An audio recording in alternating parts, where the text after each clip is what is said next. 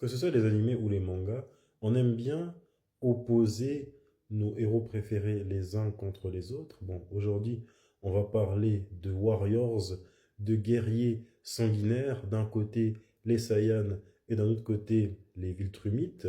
Les fans ont tendance à les opposer les uns contre les autres.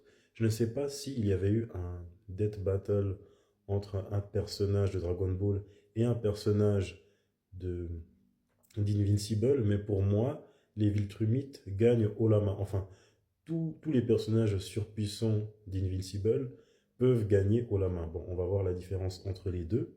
Nous allons commencer avec les Saiyans, nos guerriers à la chevelure dorée et étincelante, une population éteinte.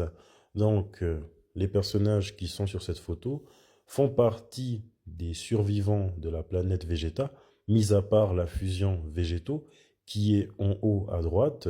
Ils savent se battre, ils pratiquent tous les arts martiaux, ils kiffent le combat, les Saiyans kiffent le combat, ils sont dotés d'une force surhumaine et d'une rapidité surhumaine. En plus de ça, ils ont des attaques de feu surpuissantes, explosives, qui peuvent raser des bâtiments et des populations entières.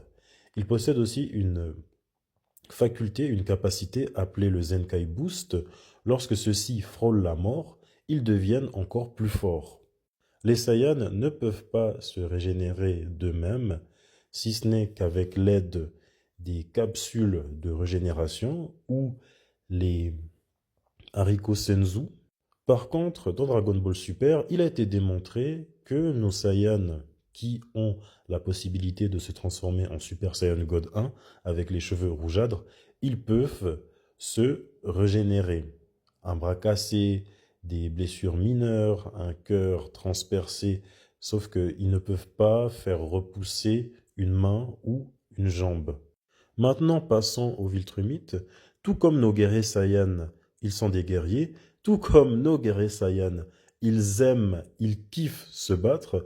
Et encore, pour la troisième fois, tout comme nos guerriers Saiyans, ils sont une population éteinte, car de ce que j'ai lu, il ne reste que 50 individus chez les Viltrumites. Et ils sont 50, néanmoins, ils arrivent à terroriser l'univers entier. Apparemment, ils sont 50 chez les méchants, avec Trag et Conquest, et chez les gentils, on a 3 Viltrumites qui respirent encore, avec Nolan, Mark et Oliver. Ils ne pratiquent pas les arts martiaux, cependant, ils pratiquent un art du combat dans la violence et dans la brutalité totale. Ils aiment bien empaler leur adversaire. Quand vous voyez un Viltrumite faire ceci avec ses mains, c'est que l'ennemi va se faire transpercer, c'est que l'ennemi va se faire tuer. L'avantage des Viltrumites par rapport aux Super Saiyans, c'est que les Viltrumites peuvent vivre dans des environnements très hostiles pendant des semaines et des semaines. Déjà, les Viltrumites peuvent retenir leur respiration dans l'espace pendant des semaines et des semaines. Dans l'univers d'Invincible, mis à part Allen, les personnages, en tout cas les Viltrumites, ne possèdent pas le Zenkai Boost. Cependant, leur capacité de régénération est tout à fait incroyable. Voici Conquest, qui a seulement été réduit à l'état d'une tête, mais il a reconstruit son corps tout entier pour aller se rebattre contre Mark et perdre à nouveau. Je pense que c'est le seul Viltrumite qui a réussi cet exploit, de se reconstituer totalement. Il y a Oliver, le jeune frère de Mark, qui s'est fait casser toutes ses dents de lait par Conquest. Et dans la saison 4 d'Invincible, il est en forme comme jamais, et sa dentition, elle s'est régénérée. Enfin, on a Allen, l'alien, un personnage très puissant d'Invincible, du côté des gentils Viltrumites. Lui, il possède un Zenkai Boost.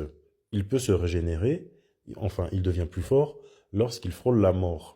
Il avait été laissé pour mort parce que celui-ci avait été battu à mort par 2 Viltrumites et il est revenu de la mort plus fort et plus costaud.